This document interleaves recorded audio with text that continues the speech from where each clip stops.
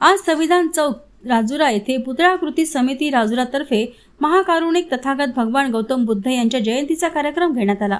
मानवी दुःख, दुःखाचा उगम, दुःखाची कारणे आणि निवारण्याचे मार्ग जगाला सगळ्यात प्रथम सांगणारे शांतीदूत आणि सत्यशोधक, भारतभूमीच्या कणाकणात आजही वास करून असलेले, विश्वात ज्यांच्या नावामुळे आजही भारताची ओळख आहे असे कर्मकांड नाकारणारे, धर्माची व धर्मग्रंथाची चिकित्सा करायला सांगणारे पहिले धम्म संस्थापक, बुद्धीवर विश्वास ठेवणारे, आपल्या अनुयायांना आपल्या विचाराची चिकित्सा करायला लावणारे, देव, स्वर्ग, नरक, आत्मा, पुनर्जन्म यांना नाकारून सत्य कर्माची शिकवण देणारे, ज्यांच्या जन्मामुळे ही भारतभूमी पावन झालेली आहे असे तथागत भगवान गौतम बुद्ध यांची जयंती सकाळी 11 वाजता सेवानिवृत्त मंडळ अधिकारी वसंत मुन साहेब यांच्या हस्ते तथागत गौतम बुद्ध यांच्या मूर्तीला पुष्प वाहून दीप प्रज्वलित करून पंचशील ध्वजाचे ध्वजारोहण करण्यात आले।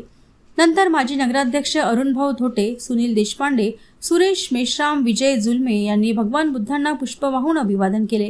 उपस्थित असलेले विनोद बारसिंगे साहेब, सच्चिदानंद रामटेके साहेब, योगेश करमणकर, गिरजाताई जगताप, दीपाताई करमणकर, ऋषी रायपुरे, श्यामसुंदर मेश्राम, आटो भीमराव दुर्गे, संध्याताई चांदेकर, मिलिंद झाडे, विलास पाटील सर, इंजिनियर प्रकाश शेंडे साहेब, मुरलीधर ताकसांडे, प्रभुदास वणकर, विठ्ठल धोटे अभिवादन केले। मानवी करमणकर यांनी संच यांनी सामूहिक बुद्ध वंदना घेतली। या कार्यक्रमाचे सूत्रसंचालन रमेश भाऊ नळे यांनी केले, तर सर्वांचे आभार सुद्धा रमेश भाऊ यांनी मानले। वर्ष जगामध्ये आज बुद्ध जयंती म्हणून एक चांगल्या प्रकारे साजरी करण्यात येत आहे। म्हणून मी जगाला व सगळ्या देशांना सांगण्यास इच्छितो की आज जगाने बुद्धाचा मार्ग करून शांततेच्या मार्गाने चालावे व देश एक शांतते राहील।